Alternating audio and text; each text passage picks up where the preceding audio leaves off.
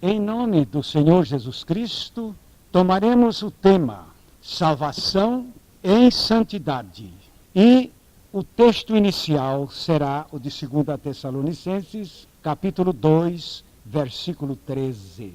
Entretanto, devemos sempre dar graças a Deus por vós, irmãos amados do Senhor, por isto que Deus vos escolheu, desde o princípio para a salvação, pela santificação do Espírito e fé na verdade. O texto seguinte será o de Hebreus, capítulo 12, versículo 14, sobre a mesma santidade.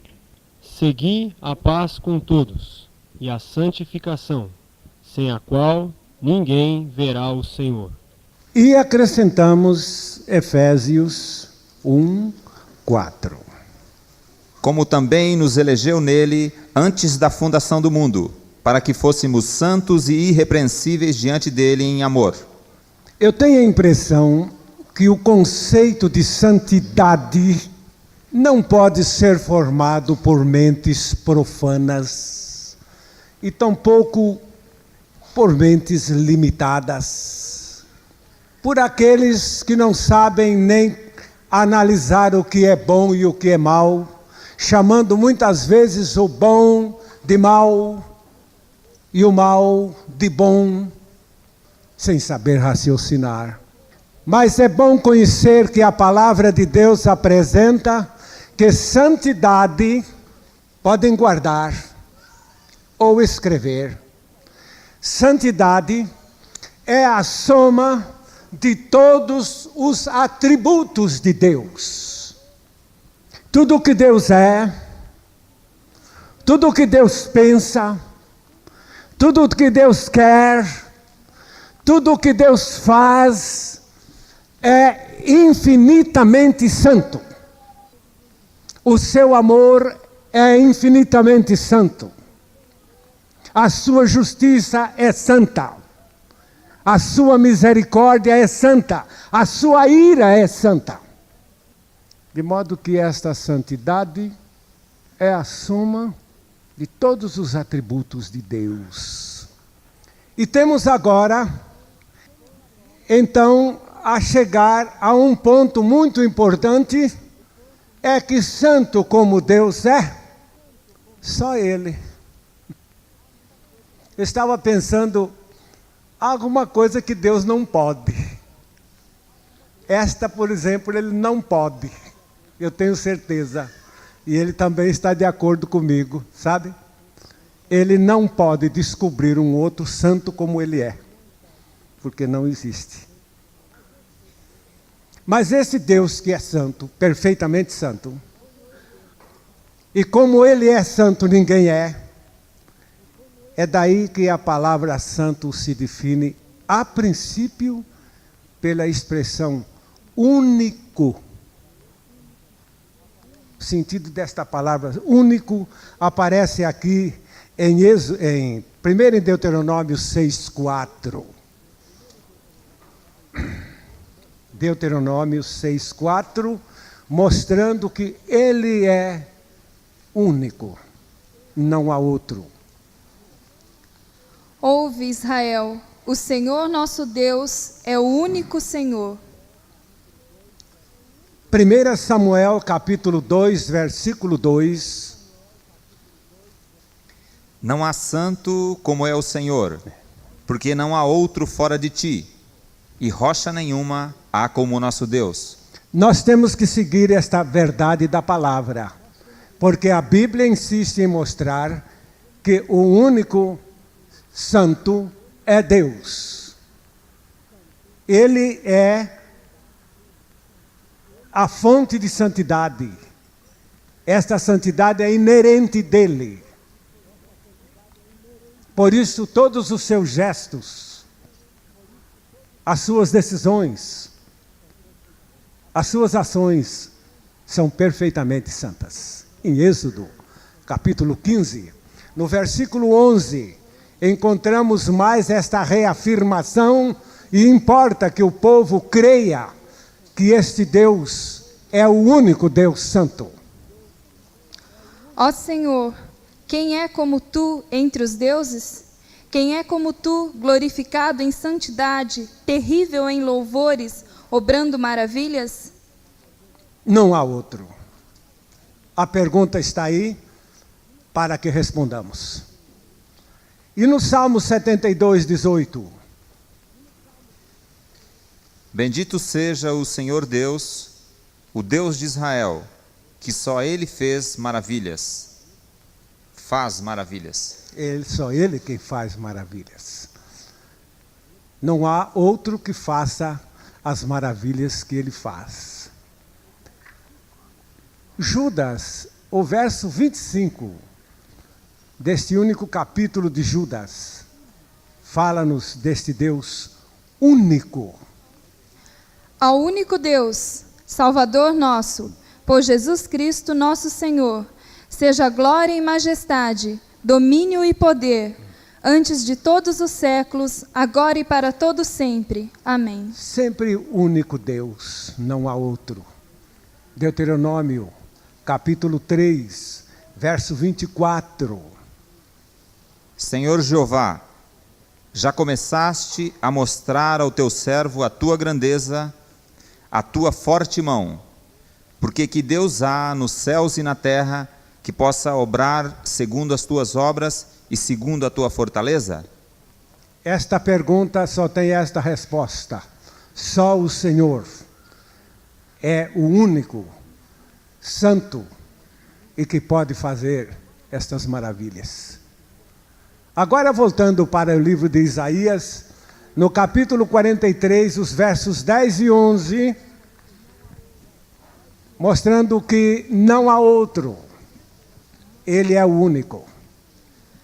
Vós sois as minhas testemunhas, diz o Senhor, e o meu servo, a quem escolhi, para que o saibais e me creais e me entendais que eu sou o mesmo, e que antes de mim Deus nenhum se formou, e depois de mim nenhum haverá.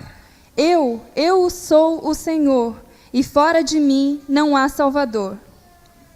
É impressionante. Antes de mim nenhum Deus se formou, e nem depois de mim nenhum outro haverá. Este Deus é único, é por isto que Ele é considerado o Deus Santo. Isaías 45 nos apresenta em pelo menos 4 versos deste capítulo, mostrando este Deus único. Verso 5. Eu sou o Senhor, e não há outro fora de mim, não há Deus. Eu te cingirei, ainda que tu me não conheças. Fora de mim não há outro Deus. Verso 18. Porque assim diz o Senhor que tem criado os céus, o Deus que formou a terra e a fez. Ele a estabeleceu, não a criou vazia, mas a formou para que fosse habitada. Eu sou o Senhor e não há outro. 22. O 22 também. Olhai para mim e sereis salvos vós, todos os termos da terra, porque eu sou Deus e não há outro. Amém. Agora, meus amados, este Deus que criou este universo, é bom a gente perceber que se um Deus santo fizer algo, isto que ele faz corresponde à sua qualidade, é santo também. Por isso, nos artigos de fé das igrejas batistas no mundo inteiro, se diz que Deus criou o homem em santidade também. Depois foi que chegou a queda. Mas a criação de Deus está muito bem. Lá no último versículo do capítulo 1 de Gênesis, disse Deus olhou para toda a sua criação e disse, está tudo muito bom. Logo, correspondendo a todo o seu plano de santidade. Está tudo muito bom. E viu Deus tudo quanto tinha feito, e eis que era muito bom, e foi tarde e manhã do dia sexto. Agora, meus amados, Se Deus é o único santo, Deus é a fonte de santidade, qual o padrão de santidade que precisamos adotar? Eu sei que muita gente tem adotado um sistema de santidade todo seu. E quando chega na soma, não dá, não bate. A soma da santidade humana é farisaísmo, é legalismo, é hipocrisia. Não vai para lado nenhum este esforço do homem criar santidade a seu padrão, ou conforme o seu padrão. Não vai. Nós temos que olhar para este Deus maravilhoso, que é o padrão. Esta doutrina realmente mostra que Deus, ao criar este universo, o criou santo. E que o homem caiu, mas agora o seu plano é restaurar o homem para esta santidade. Isto é que se chama na Bíblia de salvação. Este conceito de igrejificar o homem é prepará-lo para o inferno. Religiosificar o homem é prepará-lo para o inferno. Torná-lo um ministro sem esta santidade é ministro para o inferno. E qualquer outra coisa mais que queiramos fazer para melhorar o homem nesse sentido, não vai para lado nenhum. Porque sem esta santidade, como disse o texto lá, ninguém verá o Senhor. E agora passemos a tratar desta palavra santidade, ou santo, com relação à salvação e com relação ao plano de Deus para nossas vidas. Porque enquanto Deus não te fizer um santo, você não tem condições de entrar no seu reino. Eu me lembro outro dia pregando num congresso de jovens, entrei neste assunto e me voltei para um moço e perguntei: moço, você é santo? Ele se encolheu todo na cadeira e me voltei para uma moça: moça, você é santa? O povo começou a rir. Eu me voltei para o auditório: então vocês também não são santos, porque estão rindo da palavra santo. Santidade hoje é termo de deboche, até mesmo no meio dos evangélicos. Eu já ouvi pastor gritar no púlpito da igreja: eu não sou santo. E por aí a gente está sempre ouvindo gente a dizer que não é santa. Mas é crente, né? É um termo subalterno. Eu não sou santo, mas sou crente. Eu não sou santo, mas sou evangélico. Eu não sou santo, mas sou membro da igreja. Eu não sou santo, mas eu sou dizimista. Eu não sou santo, mas eu sou formado pelo seminário e sou o pastor da igreja.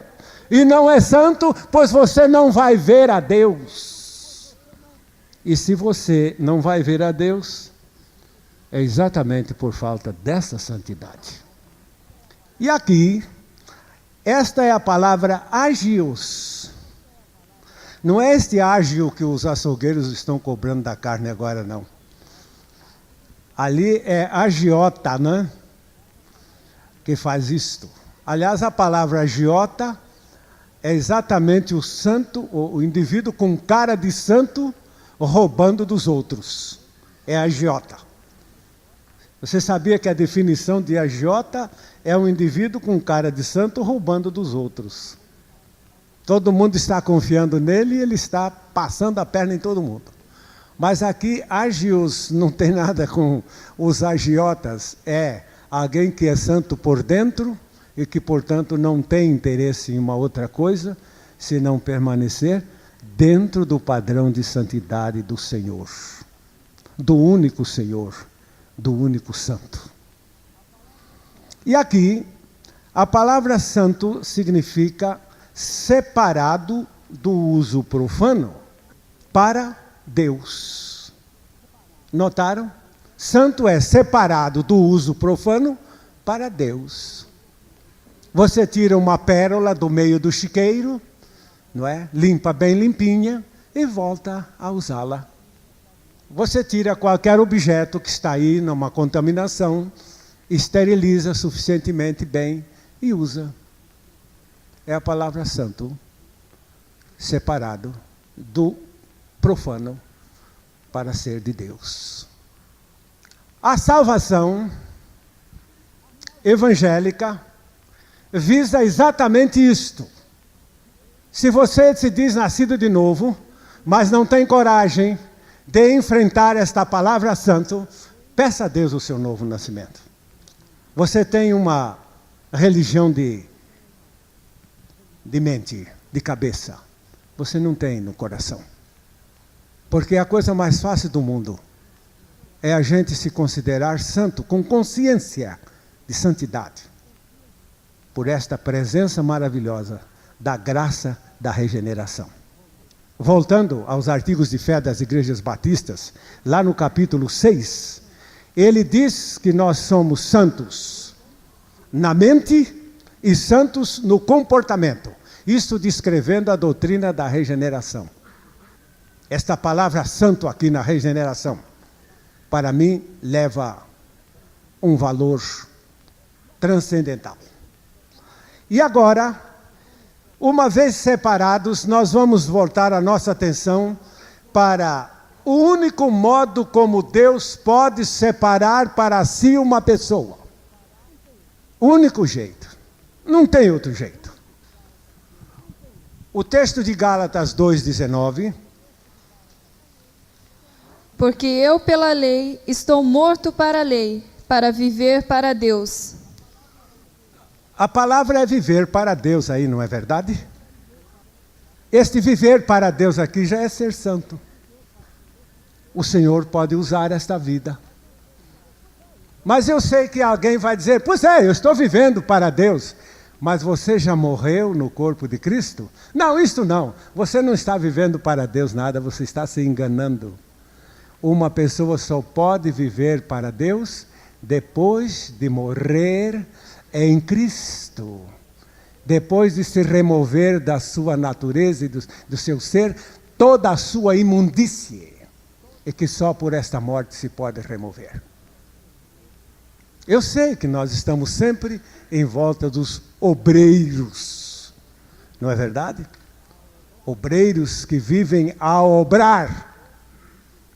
Mas viver para Deus só depois de mortos. Segundo aos Coríntios 5, 14 e 15. Porque o amor de Cristo nos constrange, julgando nós assim, que se um morreu por todos, logo todos morreram. E ele morreu por todos, para que os que vivem não vivam mais para si, mas para aquele que por eles morreu e ressuscitou. Vejam bem que aqueles que morreram em Cristo, agora não vivem mais para si, mas vivem para aquele que por eles morreu e ressuscitou. Eu vivi por muitos anos fazendo força, que eu também fui o tipo deste obreiro, que citei há pouco, fazendo força, trabalhando para Deus. Nunca me esqueço de uma vez que, numa assembleia da igreja, levantou-se o meu velho diácono, que era amigo sistemático do pastor. Foi lá na frente da igreja e disse, meus irmãos, e ele começou a citar 1000 coisas das minhas obras. Eu nunca me vi num lugar tão alto assim, logo pela boca daquele homem que eu considerava também um grande santo. Mas eu nunca pude ter certeza que eu estava vivendo para Deus. Eu pude ter certeza que eu estava vivendo para o diabo, porque enquanto fazia trabalhos para Deus, eu vivia no pecado também. E era pastor. E pregava bonito. E enchia a igreja, não o reino de Deus. Mas dá para viver para Deus depois desta morte. Tito 2,14.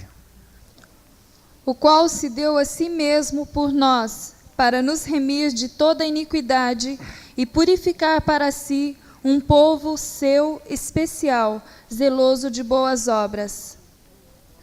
Nenhuma pessoa pode ter experiência de santidade sem essa morte com Cristo. Hoje de manhã eu recebi um telefonema de um irmão dizendo: aqui também estão levantando os acusadores, dizendo que nós estamos pregando impecabilidade, que nós estamos pregando perfeccionismo, que nós estamos... Eu disse: meu irmão, só falta uma coisa. Vá diante desses acusadores e diga-lhes: vocês ainda não morreram, por isto vocês não sabem o que dizer. Vocês estão desorientados, vocês estão confusos. Enquanto vocês não morrerem, vocês não vão ter vitória. Eu me lembro de algumas pessoas que sempre vinham perguntar. E me lembro de uma moça que chegou para mim e disse: pastor, eu queria fazer mais umas perguntas para o senhor. Disse: minha filha, se alguém morreu em Cristo, não tem mais pergunta. Você já viu defunto perguntar? Não pergunta.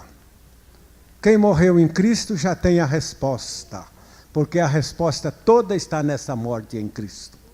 Porque a santidade está concentrada aqui nesta morte em Cristo. E você não pode se salvar sem aceitar a sua morte em Cristo. Ninguém pode se salvar sem esta morte em Cristo. Até nós deveríamos deixar de discutir as periferias circunstanciais destas doutrinas. Nós deveríamos ir logo ao âmago, e o âmago é esta morte com Cristo. Você está com esta pergunta porque você nunca experimentou a sua morte com Cristo. Esta é o centro da experiência. E a experiência de santidade. Experiência de uma salvação válida, segura. A gente levanta uma pergunta no auditório: quem aqui tem certeza da salvação? Levante a mão. Todo mundo levanta a mão. Mas quantos aqui têm certeza de que é santo na presença de Deus? Aí já as mãos desaparecem. Mas a Bíblia disse que sem esta santidade ninguém vai ver o Senhor. Que salvação é essa que você arranjou? Que você tem certeza quando você está certo de que você não tem nada de santo? Não vai ver o reino de Deus coisa nenhuma. Isso aí é falso. Isso aí é catecismo. A gente pode ensinar até o papagaio a dizer que ele tem certeza de salvação. Mas quando se toca na fibra da santidade, ali as cordas se desarmam. Como a palavra de Deus havia nos mostrado que esse Deus Santo quer nos levar para a santidade, então vamos destacar este ponto. Deus exige santidade. Ele exige. Agora é hora do sensualista se levantar e dizer: mas ele não é misericórdia? Ele é misericórdia santa. Ele não é amor? Ele é amor santo. Ele não é bondade? Ele é bondade santa. E ele deixará de ser amor se ele resolver tolerar você na sua imundícia. Ele não estará te amando se o médico começa a lhe dar medicamentos apenas para paliar a sua doença. Ele não está lhe amando. Ele está lhe enganando. Deus não quer nos tratar assim. Ele quer tratar-nos com a solução do nosso problema. Ninguém vai ter uma experiência de salvação satisfazendo a sua própria cobiça sensualista, impura, maligna. A salvação de Deus só é em santidade. Fora dessa santidade não há salvação também não. E a palavra, então, vem ao nosso encontro mostrando isto. Eu estou me lembrando de uma leitura que encontrei uma vez. Um certo comprador de pérolas chegou a um estabelecimento e falou com o velho proprietário: o senhor tem pérolas para vender? Disse: tenho, sim, senhor. Mas acontece, meu amigo, que eu tenho pérolas preciosíssimas. Ele disse, exatamente, eu estou procurando as melhores pérolas. Eu tenho condições de comprar melhores pérolas. Muito bem, então faz favor. Levou o homem lá para o banheiro. Disse, onde está o estojo das pérolas? Não, senhor, o senhor faz favor de chegar aqui nesta pia. Entregou um sabão para ele, não é sabonete, é um sabão. O senhor faz favor de lavar as mãos. O homem lavou as mãos. Quando se voltou para a toalha que estava na mão do velho, ele disse, não, senhor, o senhor faz favor de ensaboar outra vez. O homem se submeteu, não é? Lavou mais uma vez, quando foi levando a mão para a toalha. O senhor tem a bondade de lavar mais uma vez. O homem lavou outra vez as mãos. E agora o senhor pode enxugar. Se agora eu tenho certeza que o senhor tem mãos limpas para lidar com as minhas pérolas preciosas. É assim que Deus quer fazer de você. Ele está errado, será? Ele não está errado por ser um Deus puro que exija isto. Ele não está errado por ser um Deus santo que exige a santidade. E ainda mais porque Ele tem condições de nos santificar. Já abordamos aqui na morte com Cristo o ponto fundamental da santificação. É obra dele. E Deus tem obras limpas a serem feitas, nas quais as mãos imundas somente estragariam. No livro de Êxodo, capítulo 19, nós temos os versos 17 a 22. Esse Deus exigindo santidade.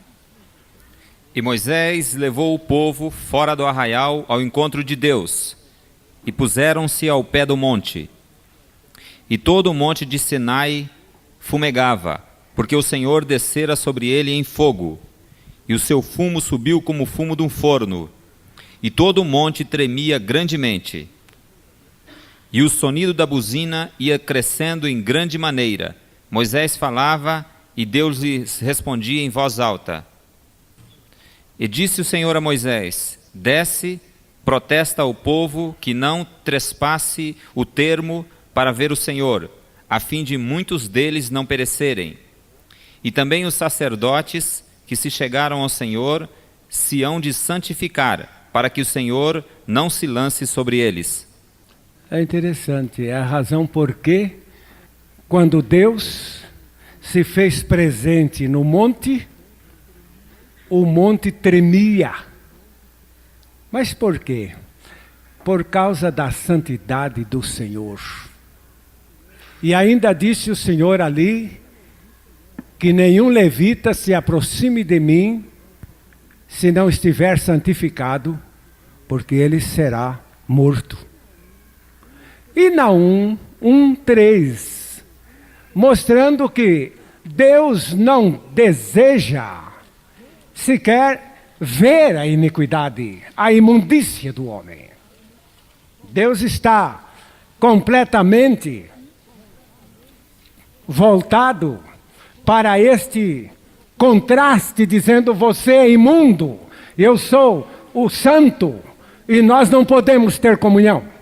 O Senhor é tardio em irar-se, mas grande em força, e ao culpado não tem por inocente. O Senhor tem o seu caminho na tormenta e na tempestade, e as nuvens são o pó dos seus pés. Eu sei que muita gente pretende chegar assim, como culpado na presença de Deus. Quem é você? Eu sou o inocente. Seu Inocêncio, eu vou te colocar no inferno, para você não mais como culpado bancar o hipócrita. Eu não tolero isto. Foi bom o testemunho do Daniel aqui nesta noite, quando ele disse, Deus não quis acertar nada comigo, enquanto eu não disse, Deus, eu sou culpado. Porque enquanto cheguei com cara de inocente, não tinha nada para acertar. Eu sei que há muita gente aqui que não nasce de novo por causa disto. Não quer se abrir não quer ser franco com Deus, não quer dizer a Deus o que é, não quer tirar a sua máscara, e o seu interior está aí descrito em Isaías 1:6, enquanto que aquele esforço de montar uma fantasia daquilo que você realmente não é, isto aí é para carnavalesco, não é para santo. Desde a planta do pé até a cabeça não há nele coisa sã, senão feridas e inchaços, e chagas podres, não exprimidas, nem ligadas, nem nenhuma delas amolecidas com óleo. Essa é a nossa situação. Foi assim que nascemos. Esta é a condição do mundo. E alguém dirá, mas eu não sou podre. Está provando que é pior do que podre. Além de podre, é hipócrita. Pretende negar o que realmente é. O que Deus disse é verdade. Porque algumas coisas são tão extremas que a gente pensa é possível que não haja coisa mais vil do que esta. É que depois de toda esta vileza, ainda se assume uma fantasia de hipócrita e de inocente, só que não passa diante dos olhos de Deus. Êxodo, capítulo 34, versículo 7. Que guarda a beneficência em milhares, que perdoa a iniquidade e a transgressão e o pecado, que ao culpado não tem por inocente, que visita a iniquidade dos pais sobre os filhos e sobre os filhos dos filhos, até a 3ª e 4ª geração. Ao pecador não terá por inocente. Ao pecador ele não tem por inocente. Então por que passar por inocente diante de Deus? Isso não conserta. Em Hebreus capítulo 12, nós temos aí no verso 29, uma declaração tremenda, diante da qual vale a pena cada pessoa aqui se estremecer e tratar a Deus com o devido respeito, porque Ele é santo e não tolera a imundície nas suas proximidades. Porque o nosso Deus é um fogo consumidor. Aí não é fogo consumidor para consagrar o santo, não. Aí é fogo consumidor para consumir o ímpio na sua iniquidade. E como esse Deus lá em Deuteronômio, ainda 9:3, se mostra intolerante para com a impureza, e ele exige a santidade, porque assim ele é. Sabe, pois, hoje que o Senhor teu Deus, que passa diante de ti, é um fogo que consome, e os destruirá, e os derrubará de diante de ti, e tu os lançará fora, e cedo os desfarás, como o Senhor tem te dito. Agora damos atenção para um ponto interessante. A impureza do ímpio, a imundície do ímpio, é a evidência de que o ser humano não é santo.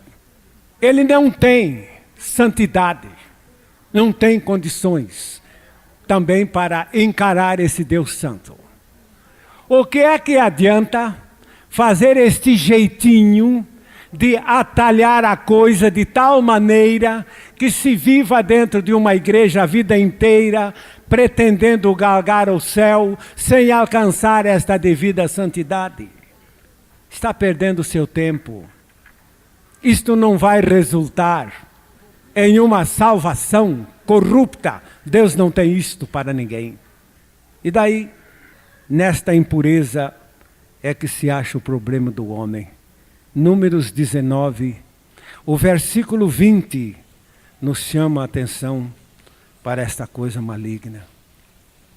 Porém, o que for imundo, e se não purificar, a tal alma do meio da congregação será extirpada, porquanto contaminou o santuário do Senhor. Água de separação sobre ele não foi espargida, imundo é. Imundo é a palavra. Todos nós somos como o imundo, diz o Salmo. e as nossas culpas nos arrebatam. E chegando perante o Senhor como imundo, já se está chegando perante o Senhor com sinceridade. Depois nós encontramos na palavra em Romanos 1:24. Romanos 1:24. Pelo que também Deus os entregou às concupiscências de seus corações, à imundícia, para desonrarem seus corpos entre si. Isso aí não é o caso de alguém. Isso aqui é o caso de todo mundo.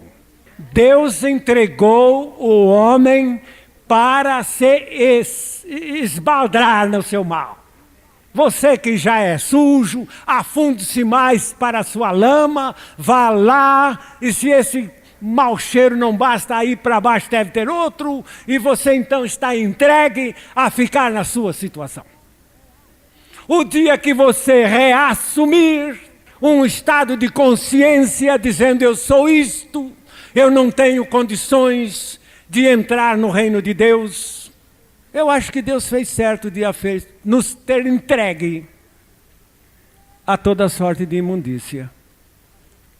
Eu confesso que muitas vezes eu fiquei horrorizado comigo mesmo. Mas Apocalipse, capítulo 21, o verso 27, diz que há um lugar onde nenhum pretensioso ou pretensiosa pode entrar com a sua imundícia. E não entrará nela coisa alguma que contamine e cometa abominação e mentira, mas só os que estão inscritos no livro da vida do Cordeiro. Será que alguém, depois de ler isto aqui, ainda pretende dobrar a Deus? Ainda pretende teimar e dizer, não, eu vou bater a porta com mais clamor e vou pedir com misericórdia. A misericórdia é agora quando Ele quer te livrar da sua imundícia. Porque lá naquele lugar não entra. Isto está lá no Salmo 116:15, que eu vou citar agora. Preciosa é a vista do Senhor, a morte dos seus santos. Seus santos. Se você tem um tal novo nascimento e que você não encontra em si uma consciência de santidade, conserte esta sua imaginação e passe para uma experiência.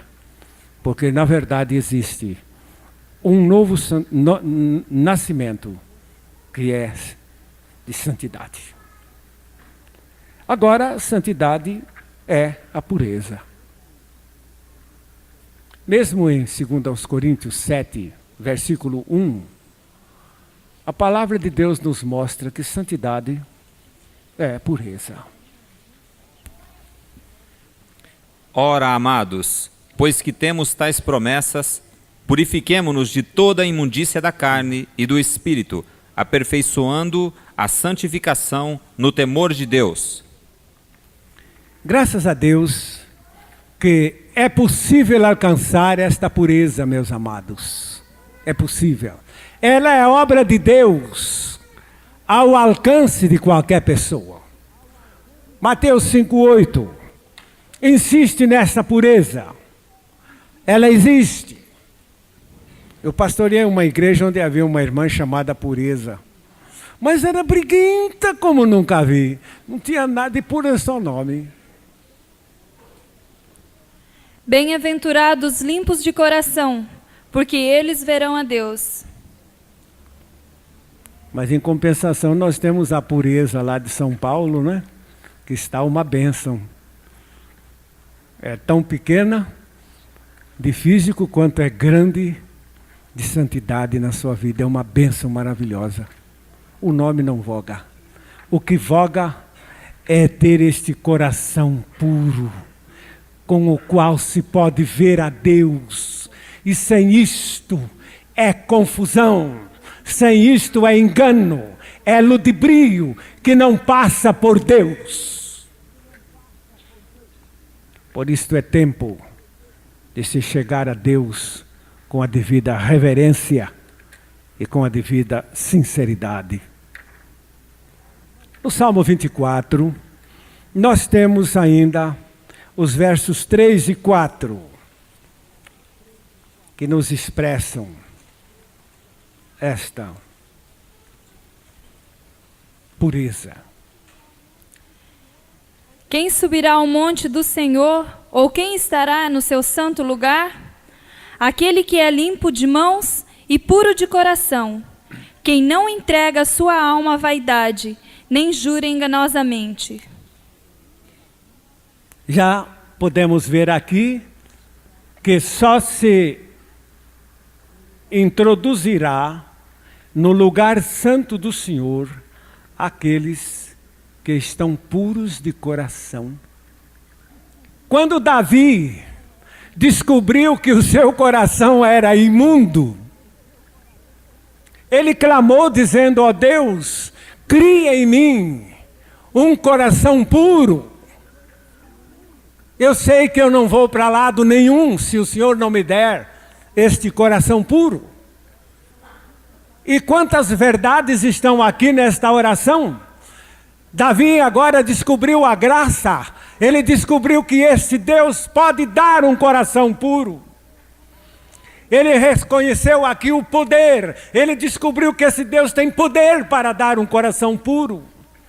Ele reconheceu aqui a fé, porque ele descobriu que ele pode crer nesse Deus que dá um coração puro. Ele reconheceu também a vitória da humildade, porque ele reconheceu que, embora sendo um rei, ele podia publicar que o seu coração era perverso, impuro e corrupto, para receber de Deus um coração puro. Que coisa boa! Agora, amados, Ele aqui é Jesus. Ele nos santificou. Lá no capítulo 17 de João, o verso 19, eu estava com uma frase, como é que foi mesmo? Ele se santificou para nos santificar. Não foi bem assim, mas uma coisa semelhante. Ele se santificou para nos santificar. E por eles me santifico a mim mesmo, para que também eles sejam santificados na verdade. Mas quando será que foi que Jesus se santificou por nós? Então nós vamos agora pensar nisto. Ali na cruz do Calvário, o Senhor Jesus foi oferecido em sacrifício ao Pai. Como todos os animais no passado foram oferecidos em sacrifício em favor do ofertante, o Pai aceitou aqueles sacrifícios todos. Primeiro começava com este ponto: teria que colocar no altar animais limpos. Se alguém fosse oferecer um porco no sacrifício do altar, Deus rejeitaria. Se alguém fosse oferecer lá um cão no sacrifício do altar, Deus o rejeitaria. Mas eram oferecidos animais limpos. E Hebreus 10:10 já não é um animal, já é o Senhor Jesus oferecido ali no altar. Na qual vontade temos sido santificados pela oblação do corpo de Jesus Cristo, feita uma vez. A palavra oblação é a palavra oferta. A sua Bíblia aí não está dizendo oferta? É oferta. Jesus se ofereceu ao Pai. Ofereceu o seu corpo ao Pai. Como qualquer outro animal que teria de ser limpo para ser colocado no altar, Jesus foi a oferta mais pura que já se apresentou neste mundo para o Pai. Lá foi colocado o seu imaculado corpo. Lá foi colocado o seu corpo santo naquela cruz. Mas aconteceu uma coisa muito gloriosa. É que ele nos atraiu para o seu corpo naquela cruz. Que você cresça nesta noite essa atração. Ele nos atraiu para o seu corpo naquela cruz. E em Romanos 7,4 aparece aqui uma coincidência na base desta identificação. Assim, meus irmãos, também vós estáis mortos para a lei pelo corpo de Cristo, para que sejais doutro, daquele que ressuscitou dentre os mortos, a fim de que demos fruto para Deus. Oh, Deus maravilhoso! Você sabe que quando o corpo de Jesus foi oferecido no altar da cruz, o Pai o aceitou? Você sabia disso? Sabia disso? O Pai aceitou o corpo do seu Filho, porque o texto lá disse que pela obração ou oferta do seu corpo, ele fez a vontade do Pai. O Pai disse: esta é a minha vontade, eu aceito o teu corpo. Mas esta hora do corpo de Jesus, eu posso clamar e dizer: ó Deus, eu estou aqui no corpo de Jesus. Você aceitou o corpo de Jesus, eu estou nele. Eu estou santificado. Agora é o que está aí no fim desse verso 4. Fomos mortos pelo corpo de Cristo, para quê? Demos fruto para Deus. Agora sim. Agora Deus não só aceitou o seu Filho ali naquela cruz, mas nós nele fomos aceitos. Esta é a palavra santidade. Porque ninguém pode dizer isto aqui é meu se não explicar como adquiriu. Se eu disser que este copo é meu e não souber explicar, é um caso de polícia. Eu não sei como adquirir. Como é isso? E Deus está me dizendo: Antônia Buchaim, eu te peguei entre os imundos deste mundo e te identifiquei no corpo do meu filho. E naquele dia que aceitei o corpo do meu filho, eu te aceitei também. Oh, graça! Eu vou para o céu cantar a graça de Deus. Eu não tenho outra coisa melhor para fazer do que louvar esta graça. Oh, graça! Mas acontece que esta graça é manifesta para todos os homens. Não é privilégio meu, não. Você pode contar esta história citando você, dizendo: a mim também. A mim também. Eu tenho a impressão que Romanos 7,4 parece que Paulo está dizendo: vocês também, meus irmãos. Porque alguém estaria olhando para Gálatas 2,20, estou crucificado com Cristo e vivo, não mais eu, mas Cristo vive em mim. Isso aí é de Paulo. Agora então ele põe o verso 7,4 aí de Romanos, dizendo: vocês também, meus irmãos. Não é privilégio de alguém.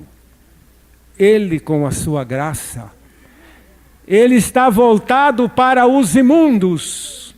Agora alguém aqui dirá: eu não sou imundo.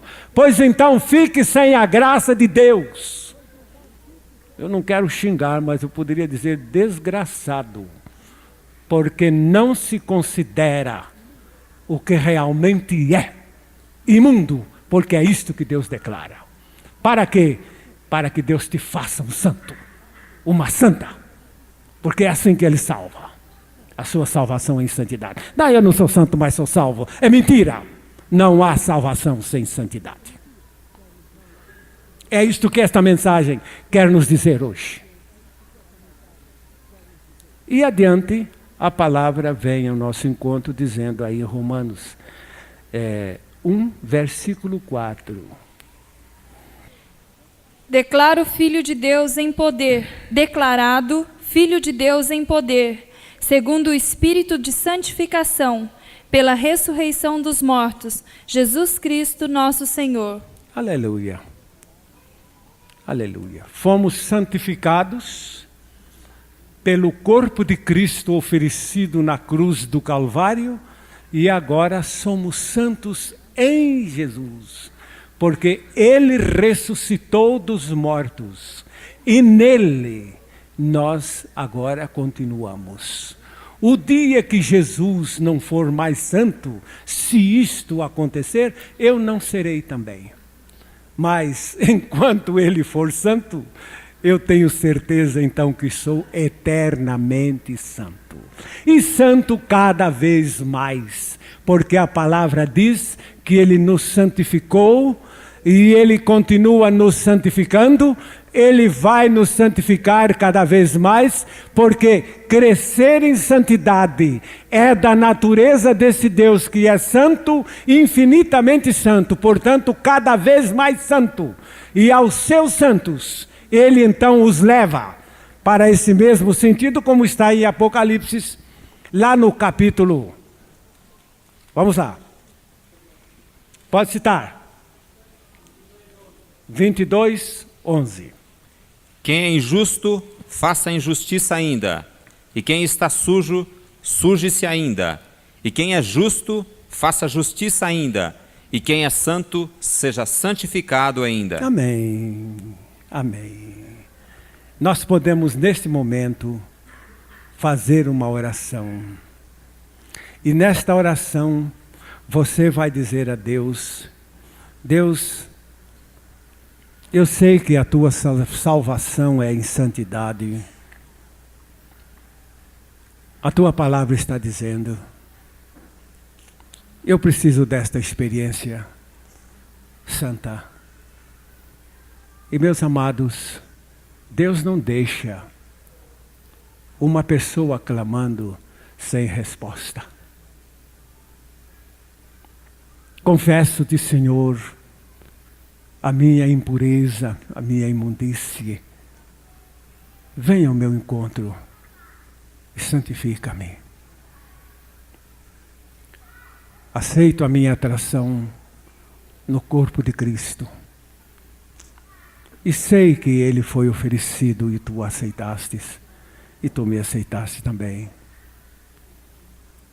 E na sua ressurreição, Ele vive esta santidade em mim. Que maravilha é podermos chegar a esta confissão. Sou santo, porque Cristo me santificou em seu corpo. E a sua vida santa está em mim.